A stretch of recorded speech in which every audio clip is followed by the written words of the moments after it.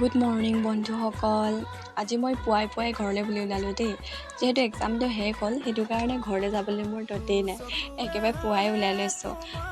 কাৰ exam শেষ হ'ল ক'বচোন। এক্সাম শেষ হৈছে ঘৰলৈ যোৱা মজাতে কিমান ভাল লাগে, একদম ফ্ৰী হৈ যাব পাৰোঁ। ইফালে মই ঘৰলৈ গৈ চাটনি যোগাৰ কৰি ল'লোঁ দেই। ইফালে আম আছিলে, ধনিয়া পাত আৰু নৰসিংহ পাত আৰু পদিনা মচন্দৰী আছিলে, নহৰু আৰু পিঁয়াজ আদা। এইফালে মই ভাত চাত খাই ফুলনি বাৰীখন চাফা কৰিবলৈ গ'লোঁ।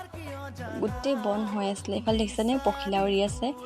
ফুল থাকিলেহে পখিলা থাকিব নহয় জানো, ফুল নাথাকিলেনো ক'ৰ পৰা পখিলা আহিব। এইফালে ফুলৰ সুগন্ধ পাই পখিলাবোৰে উৰি আছিলে দেই। এইফালে মই চাফা কৰিবলৈ কামত লাগিয়ে গৈছোঁ।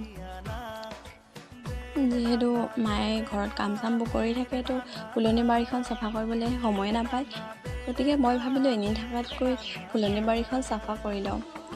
মোৰ যে ফুলনি বাৰী এখন পাতিবলৈ বৰ মন দেই। আপোনালোকে ফুলনি বাৰী পাতি ভাল পায় নে নাপায় জনাব। এইফালে দেখিছে নহয় মই চাফা কৰি হৈয়ে গ'ল। এইফালে মায়ে যে ৰুইছে দেই এইবোৰ, মই যে ৰোৱা নাই, কিন্তু মোৰ ভাল লাগে এইবোৰ ফুল দেখি। এইফালে তগৰ ফুল এবাৰ লগা নাই, সৰু হৈ আছে যিহেতু, অহা বছৰলৈ অলপ ডাঙৰ হ'ব, ফুলিব আৰু। এইফালে দেখিছে নহয় ধুনীয়াকৈ মই চাফা কৰি ল'লোঁ। এজোপা গোলাপ ফুল ইমান ধুনীয়া লাগিছে নহয়। মোৰ কিন্তু গোলাপ ফুল বৰ প্ৰিয়। আপোনালোকে কি ফুল ভাল পায় জনাবচোন। সেইফালে ধুনীয়াকৈ চাফা কৰি লৈছোঁ। এতিয়া চাফা কৰিলে মনটোৱে ভাল লাগি যায়, ইমান ধুনীয়া ধুনীয়া ফুলবোৰ ফুলিব।